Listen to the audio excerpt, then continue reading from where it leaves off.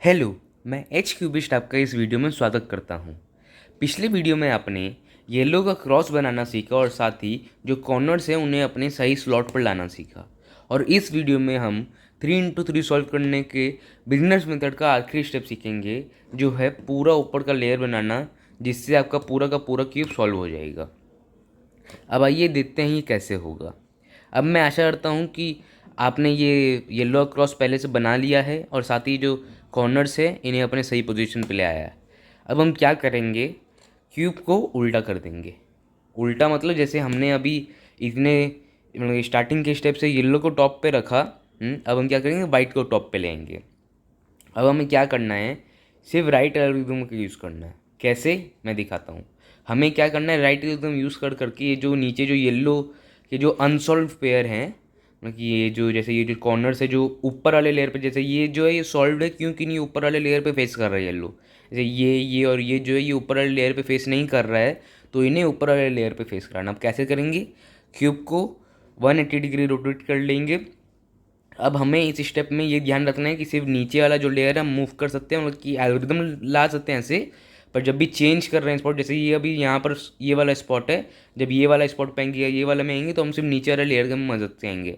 अगर हम ऊपर वाला लेयर छेड़ते हैं, हाँ, तो जो ये क्यूब है वो आपका वापस स्क्रैम्बल हो सकता है। तो ये देखते हैं हमें क्या करना है। जो अनसॉल्व पीस है उससे यहाँ पर रखना हो, कि आप समझ सकते हैं ये जो राइट वाला है मेरे पास साइड, हाँ, जहाँ पर हम राइट एल्गोरिथम यूज़ करते हैं, यहाँ पर ये जो नीचे वाला है नीचे जगह पे रखना है। हम क्या करें, राइट एल्गोरिथम यूज़ करें कितनी बार, जब तक ये वाला जो पीस है सॉल्व नहीं होता। अब यूज़ करते हैं 1 2 3 4, नहीं हुआ, वापस 1 2 3 4, वापस 1 2 3 4, वापस 1 2 3 4।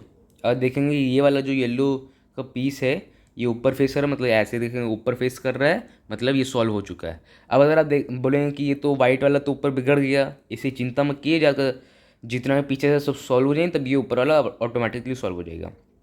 तो हम क्या करेंगे, अब ये वाला पीस जैसे हमें सॉल्व करना है तो इसे इधर ले आएंगे, मतलब जो अपना स्लॉट है, मतलब जो स्पॉट है चेंजिंग स्पॉट, वहाँ पर।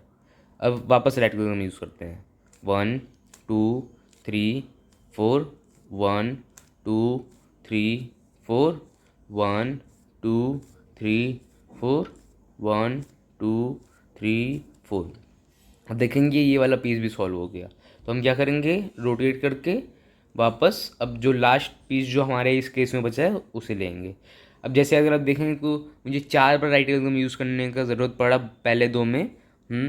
इसमें अब देखते हैं कितनी बार पड़ता है। 1 2 3 4, 1 2 3 4, 1 2 3 4, 1 2 3 4। आप देख सकते हैं जो हमारा पूरा येलो है ये सॉल्व हो चुका है। अब जो मैं बता रहा 4 बार राइट एल्गोरिथम सॉल्व, मतलब कि राइट एल्गोरिथम यूज़ करने की ज़रूरत पड़ा सॉल्व करने के लिए तीनों पीस में। अब ये आप ध्यान रखिए, मैं आपको एक टिप बता देता हूँ। जब भी आप ये वाला स्टेप कर रहे हो, येलो का जो कर रहे हैं उसमें आपके 2 ही केस आ सकते हैं, मतलब कि मतलब आपको पूरा ज़्यादा ही एडवांस नहीं जा रहा, पर मैं बता देता हूँ मैं। हाँ, कि जब भी आप सॉल्व करें या तो आपको 2 बार एल्गोरिथम लाने की ज़रूरत पड़ेगी या फिर 4 बार। इसके अलावा अगर आपको इन दोनों में से अलावा कोई लाने की ज़रूरत पड़ रही है, मतलब आप गलत कर रहे हैं कोई स्टेप जिसके कारण उसी ज़रूरत पड़ रही है, तो हम क्या करें, जब ये आपका पूरा येलो वाला सॉल्व हो जाता है ऊपर में, तो हम क्या करें, क्यूब को रोटेट करके वापस येलो ऊपर ले आएंगे। अब देखें ये तो सॉल्व हो गया, पर अब आप देखें तो जो आप पहले इसे अलाइन कर लीजिए, मतलब कि कॉर्नर के हिसाब से अपने पोजीशन पे ले आइए इसे।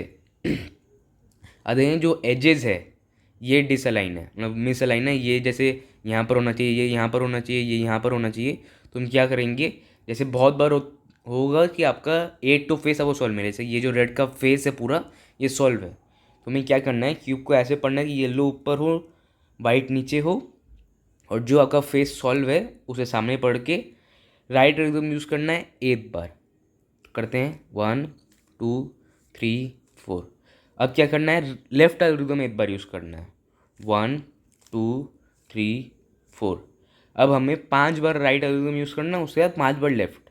कैसे, 1 2 3 4, 1 2 3 4, 1 2 3 4, 1 2 3 4, 1 2 3 4। 5 बार राइट रिदम यूज़ किया, अब लेफ्ट 5 बार करते हैं। 1 2 3 4, 1 2 3 4, 1 2 3 4, 1 2 3 4, 1 2 3 4। अब अगर आप देखेंगे तो आपका क्यूब सॉल्व हो जाएगा।